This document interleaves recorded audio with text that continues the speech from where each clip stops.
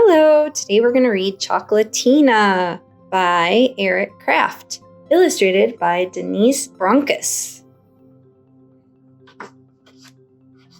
Chocolatina.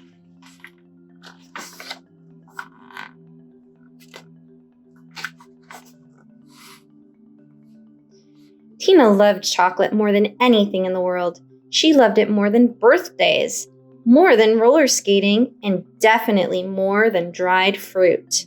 Everyone called her Chocolatina. When Dad asked, "How would you like your eggs, Chocolatina?" Tina always said, "With a bowl of chocolate crunchies, please." When the lunch lady asked, "What kind of milk would you like today, Chocolatina?" Tina always picked chocolate milk. And when Mom said, "Tonight we have fruit salad for dessert," Tina covered hers with chocolate. Tina's health teacher, Mrs. Ferdman, hated chocolate and everything else that children liked. "You should eat only foods that are good for you," she told the class. On special occasions like birthdays or full moons, she gave them all dried prunes. Mrs. Ferdman's favorite saying was, "You are what you eat." She would write it on the chalkboard and make the children repeat it every day at the end of class. You are what you eat. You are what you eat. You are what you eat. One day, during this part of health class, Tina bit the ear off a chocolate bunny. Then she stood up and said, "I wish that were true."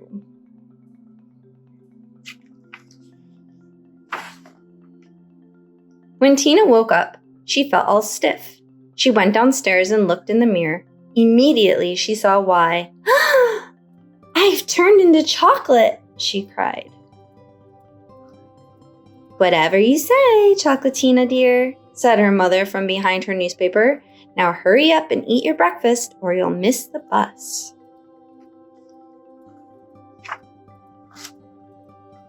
When Tina got on the school bus, everyone gasped. "Do you mind if we don't sit together today, Chocolatina?" her best friend Patty asked. "My mom will ground me if I get chocolate on my new shirt."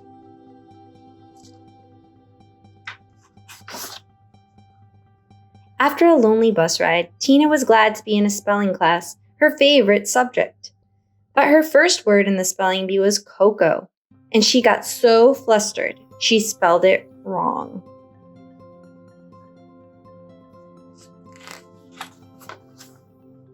At lunchtime, Jimmy DeLooney tried to bite off one of Tina's elbows. "I just wanted dessert," he told the principal. Recess was horrible. Tina was too stiff to run or jump, so she had to just stand and watch everyone else have fun.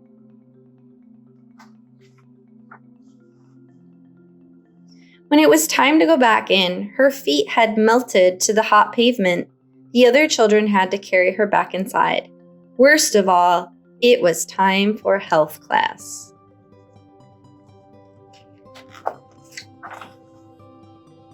Mrs. Ferdman made Tina stand at the front of the classroom. "Didn't I tell you, class? What have I always said?" "You are what you eat," said the children. "That's right. See me after class, Tina." When everyone else had left, Mrs. Ferdman began to laugh. "Ha ha ha! I hoped this would happen. I hoped you wouldn't listen to me. I hoped you'd turn into a chocolate girl. Do you know why?" "Why?" asked Tina, who was shaking so hard she thought she might crumble into a pile of chocolate chips. "Because I love chocolate better than anything," shouted Mrs. Ferdman. She grabbed Tina, opened her mouth wide, and went straight for Tina's right ear.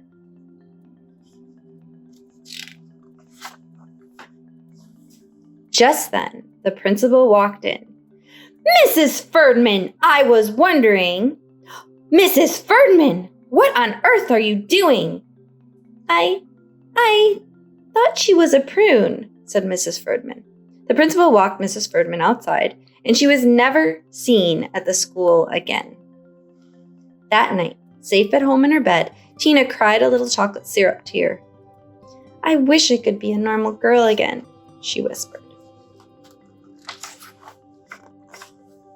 And when she woke up, that was just what she was.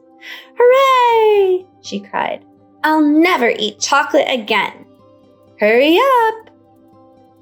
And eat your breakfast, dear, or you'll miss the bus, called Tina's mother. On the table was a giant bowl of Tina's favorite, super chocolatey cereal.